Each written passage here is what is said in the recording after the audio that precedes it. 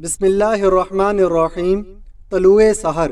حضرت عبداللہ کی شادی کے وقت عمر تقریباً 17 یا 22 برس تھی۔ عرب میں دستور تھا کہ دلہا شادی کے بعد 3 ماہ تک اپنے سسرال میں رہائش پذیر رہتا۔ چنانچہ حضرت عبداللہ بھی 3 ماہ اپنے سسرال میں مقیم رہے۔ بعد ازاں حضرت آمینہ کو لے کر مکہ اپنے گھر واپس آ گئے۔ اسلام سے پہلے دور جہالت میں باقاعدہ نکاح کا کوئی عام رواج نہ تھا، صرف خال خال ہی طبقہ اشرافیہ میں باقاعدہ نکاح کیا جاتا، ورنہ عام طور پر مرد و زن کے ازدواجی تعلقات زنا کی ہی صورت تھے۔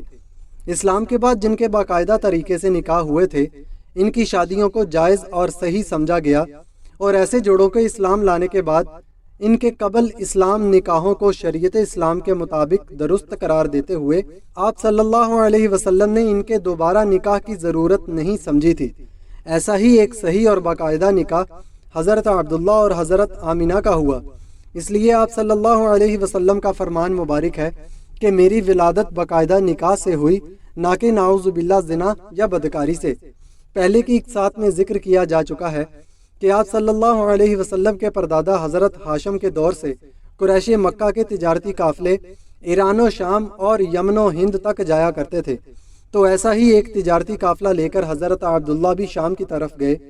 وہاں سے واپس مکہ کی طرف لوٹتے ہوئے راستہ میں یثرب یعنی مدینہ کے قریب وہ شدید بیمار پڑ گئے۔ چنانچہ وہ مدینہ میں ہی اپنے ننھیال اپنے ماموؤں کے پاس ٹھہر گئے، جبکہ ان کے ہم سفر مکہ واپس آ گئے۔ جبکہ حضرت عبد المطلب نے ان کے ساتھ اپنے چہیتے بیٹے کو نہ دیکھا تو ان سے حضرت عبداللہ کے بارے میں پوچھا۔ انہوں نے جب حضرت عبد المطلب کو حضرت عبداللہ کی بیماری کا بتایا تو حضرت عبد المطلب بے حد پریشان ہو گئے۔ فوراً اپنے سب سے بڑے بیٹے حارث کو یثرب حضرت عبداللہ کی خیریت معلوم کرنے بھیجا، لیکن جب جناب حارث یثرب پہنچے تو ان کو یہ اندوناک خبر ملی کہ حضرت عبداللہ بیماری کی تاب نہ لا کر وفات پا چکے ہیں اور ان کو دارالغابغہ میں دفن کیا جا چکا ہے۔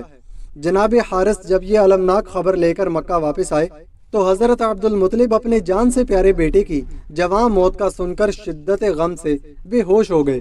حضرت آمینہ پر اپنے محبوب شوہر کی موت کا سن کر سکتہ طاری ہو گیا۔ دوسری طرف سب بہن بھائی اپنی اپنی جگہ اس دکھ کے ہاتھوں بے حال تھے۔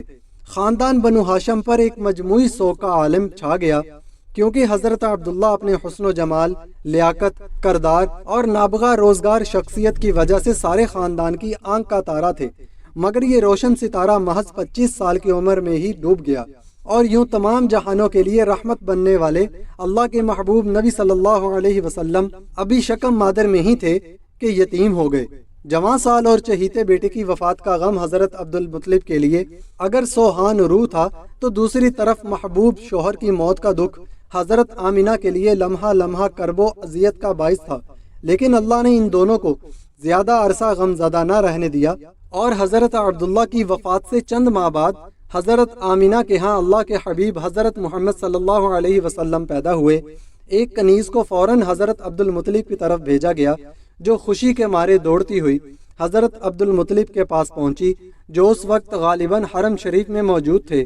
اتنی بڑی خوشخبری کو سن کر حضرت عبد المطلب فوراً گھر پہنچے، اور جب انہوں نے ننھے حضور کو دیکھا تو اپنی جگہ کھڑے کے کھڑے رہ گئے، اور پھر اپنے جذبات کا اظہار چند اشعار میں بیان کیا، جن میں آپ صلی اللہ علیہ وسلم کے حسن جمال کو برتر بتایا، پھر خدا کا شکر ادا کیا کہ اس نے آپ کو حضرت عبداللہ کا نعم و بدل عطا فرمایا۔